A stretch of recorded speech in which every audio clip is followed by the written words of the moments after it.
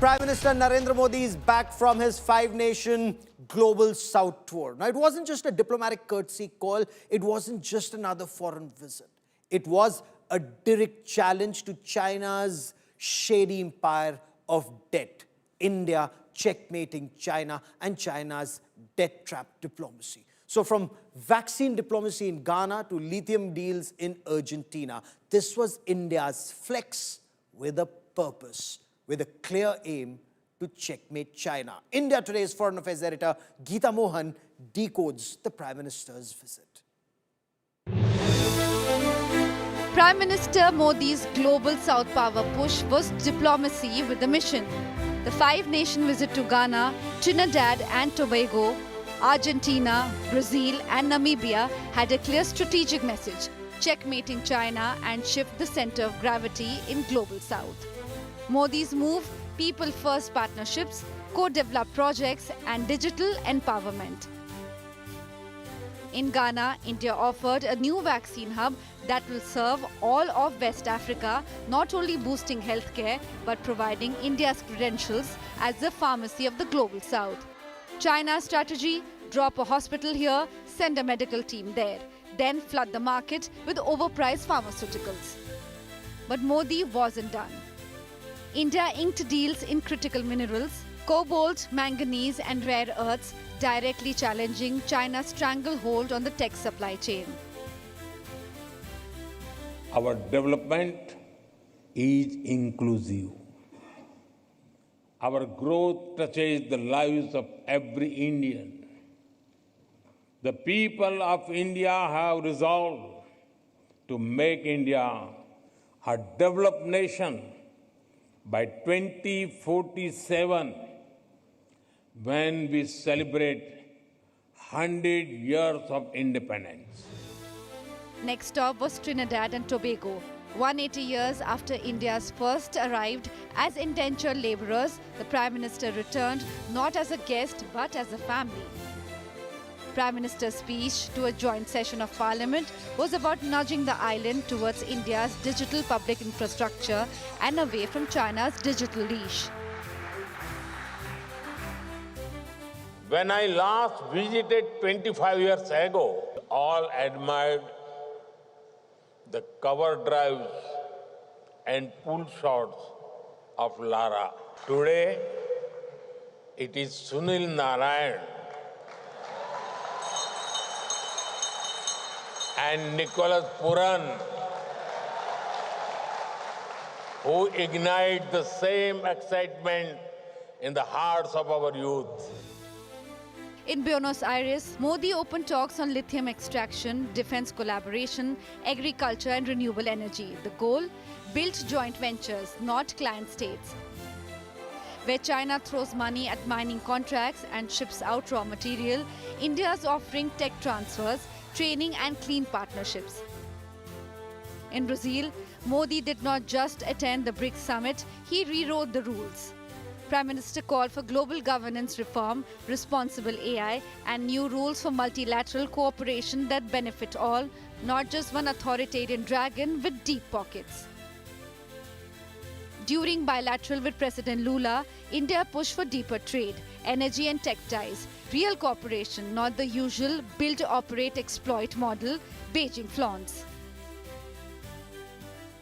हम मिलकर Bharat Mercosur preferential trade agreement के विस्तार पर भी काम करेंगे। फ्रेंड्स, ऊर्जा के क्षेत्र में हमारा सहयोग निरंतर बढ़ रहा है। उससे हमारे ग्रीन गोल्स को नई दिशा और गति मिलेगी। Namibia and India share something Beijing can't fake: anti-colonial roots.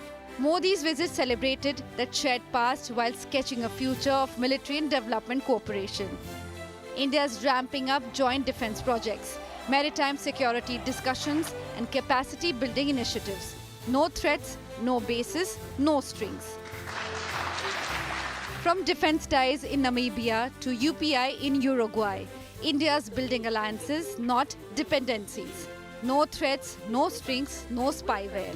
While China watches nervously, Modi just changed the game. 5 nations, dozens of deals. One clear message. India isn't just rising, it is rerouting the future. While China's grip on the global south loosens, Modi's crafting a bold, democratic, debt-free vision for the world's most vital regions. With Geeta Mohan, Bureau Report, India Today.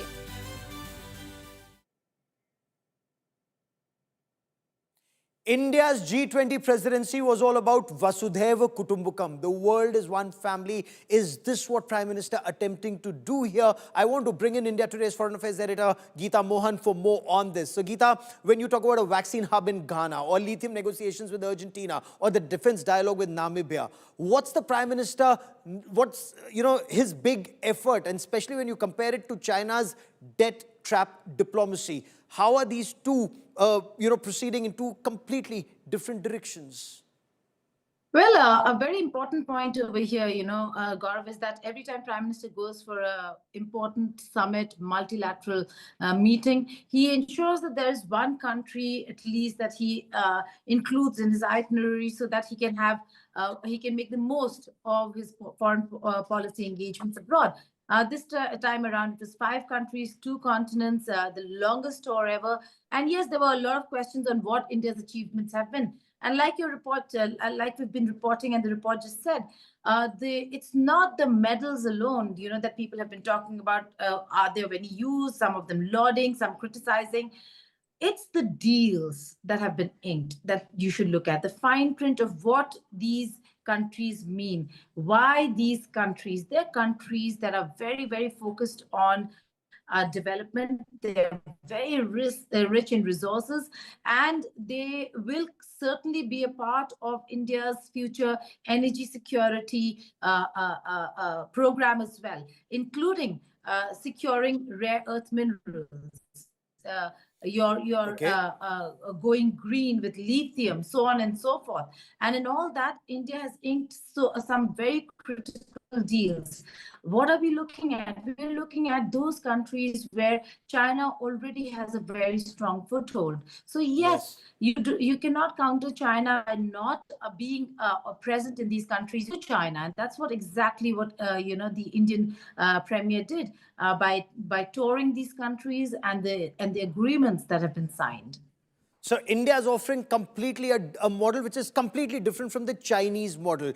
India doesn't trap countries in that debt trap diplomacy. This is a model that's democratic. It's debt-free. It's driven by dignity. Also, look at what happened at the BRICS summit. The Prime Minister pitched for reforms in the AI governance, global trade, multilateral rules to counter, Geeta, the Prime Minister's efforts, counter Beijing's dominance. Xi Jinping skipped the summit.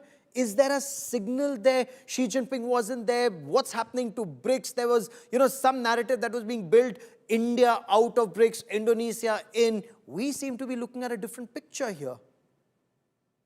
No, absolutely. All these rumors aside, there has been a lot of conversation and speculation revolving Xi Jinping not being seen in public. That's to do a lot with the domestic affairs in China. How strong does he hold his country right now? How strong is he in the country? Having said that, who emerged very strong at the BRICS platform was India, the Indian Premier.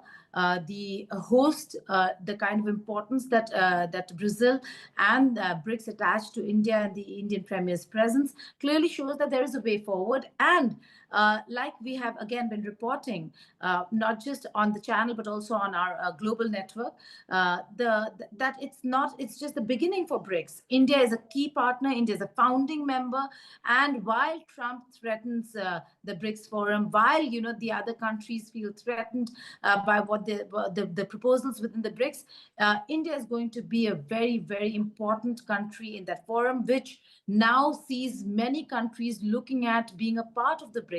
So it's an ever-expanding BRICS that we're looking at.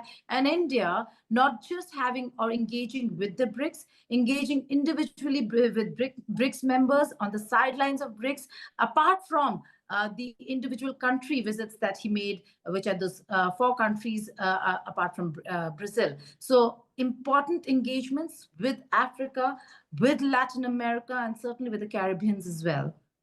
Oh, indeed. And for more details, join Geeta Mohan at India Today Global for a detailed, in-depth analysis of the news stories that you see on India First.